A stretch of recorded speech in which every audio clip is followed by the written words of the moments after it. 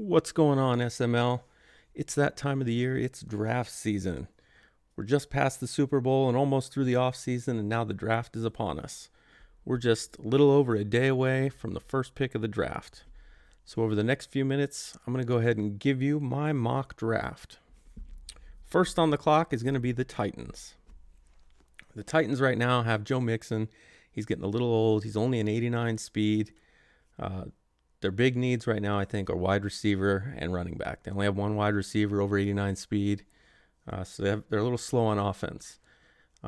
Personally, I would probably trade out of this pick, but if they're going to make the pick, I think the pick is going to be Rowe, the halfback from Notre Dame. He should give them an instant offensive boost, and if they're going to stay in the pick, that's the pick I would make. Number 2 on the clock is going to be the Buccaneers. The Buccaneers have a solid team, but right now they have a left tackle that's only a 66 overall.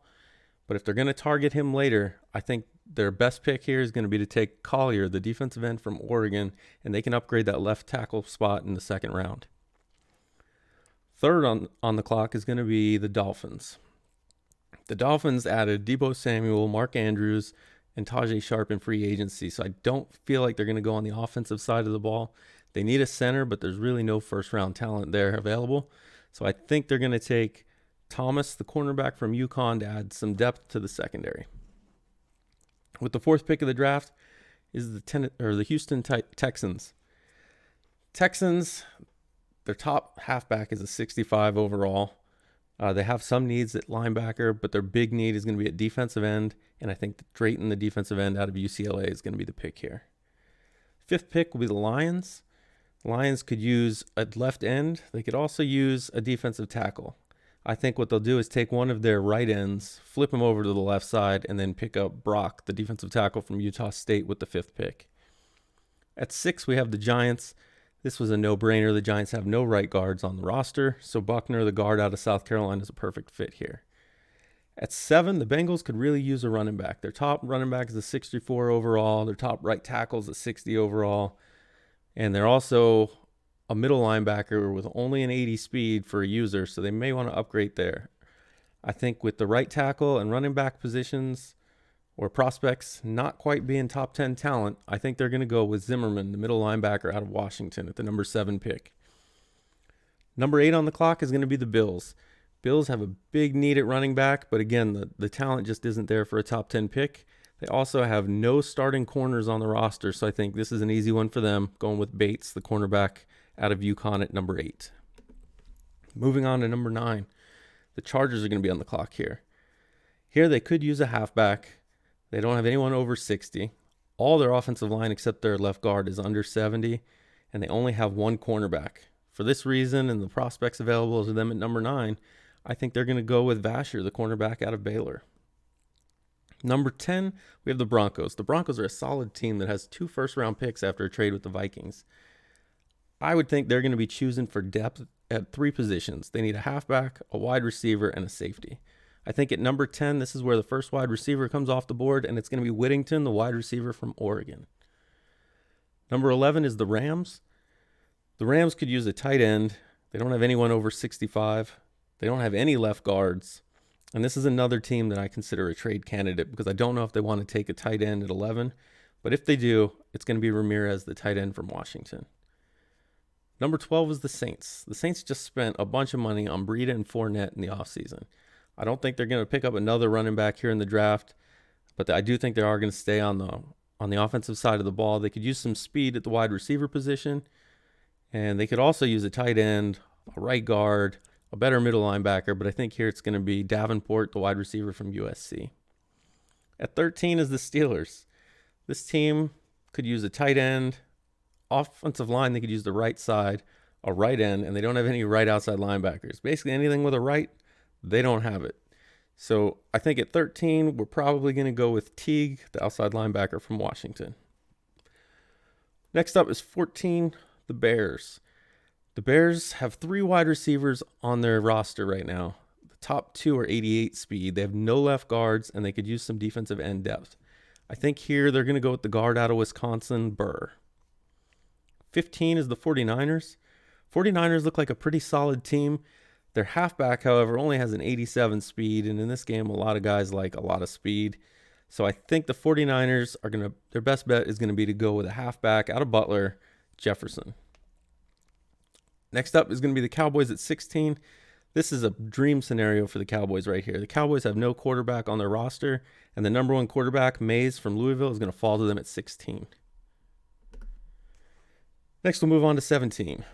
17 is going to be the Raiders. Everybody knows the Raiders like to run, and they could go for a little bit of halfback depth here after Greer. But I think what they're going to do here is go with their middle linebacker, Averill.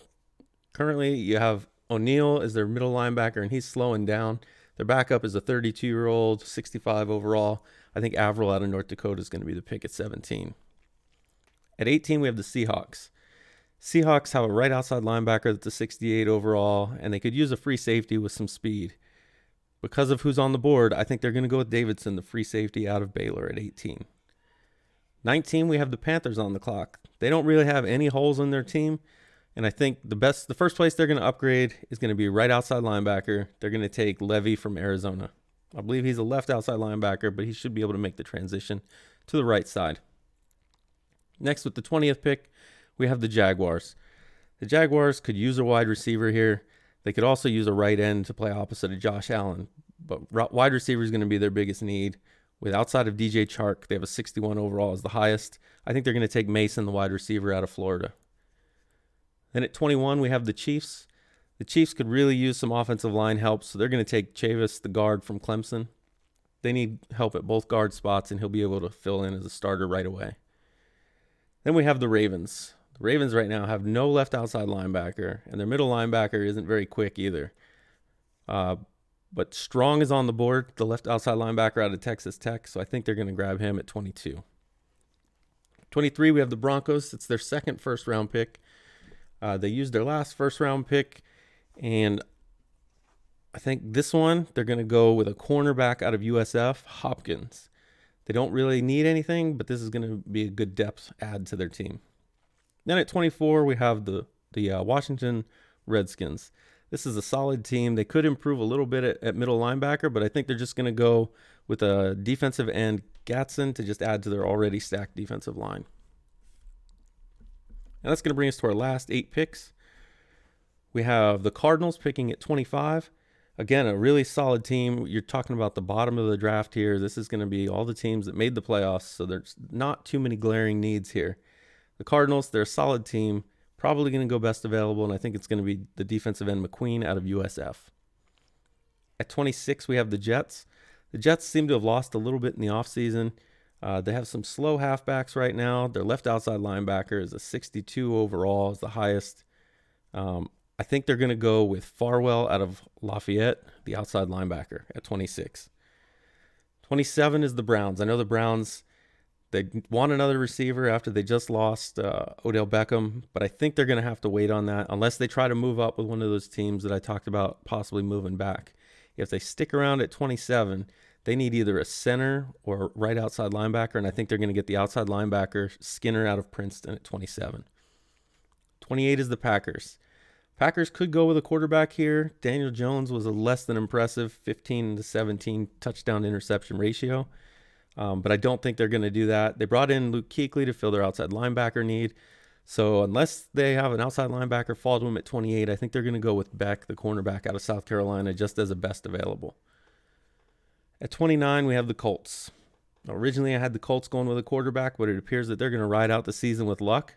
So if that's the case, they need an outside linebacker, and I think Lyle from Alabama is going to be the fit right there at 29.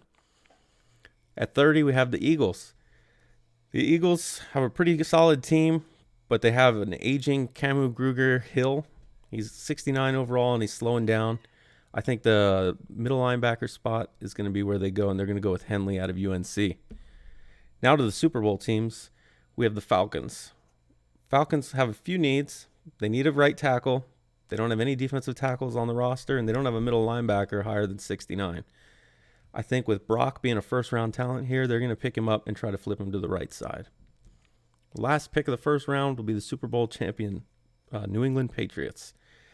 New England Patriots seem to be really concerned in the playoffs when Towns went down with an injury. So I think to avoid any concern coming in the upcoming season, I think they're going to pick Drew, the wide receiver out of UMass. So just in case you missed anything, here's the full mock draft, 1 to 32. You'll notice the Vikings traded their first round pick, so they'll be the only team not choosing in the first round pending any trades. Hope you guys enjoyed the draft. We'll see how it pans out, and good luck to everyone.